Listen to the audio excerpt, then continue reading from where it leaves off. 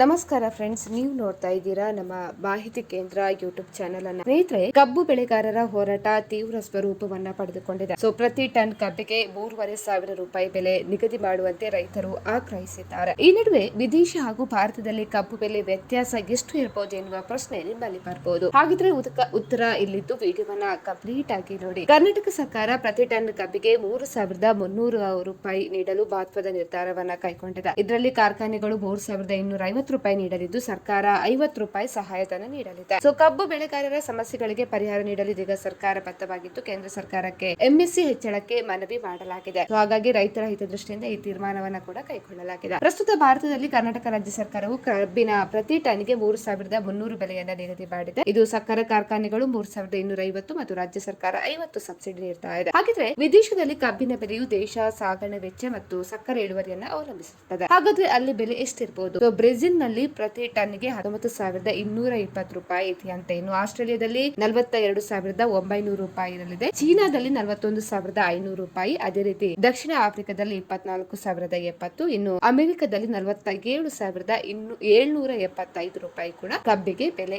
ಇರಲಿದೆಯಂತೆ. ಸ್ನೇಹಿತರೆ, ಈ ಮಾಹಿತಿ ಇಷ್ಟ ಆದಲ್ಲಿ ವಿಡಿಯೋಗೊಂದು ಲೈಕ್ ಅನ್ನು ಕೊಡಿ. ಅದೇ ರೀತಿ ಮತ್ತಷ್ಟು ಅಪ್ಡೇಟ್ಗಾಗಿ ನಮ್ಮ ಚಾನೆಲ್ ಅನ್ನು ಕೂಡ ನೀವು ಸಬ್ಸ್ಕ್ರೈಬ್ ಮಾಡ್ಕೊಡಿ.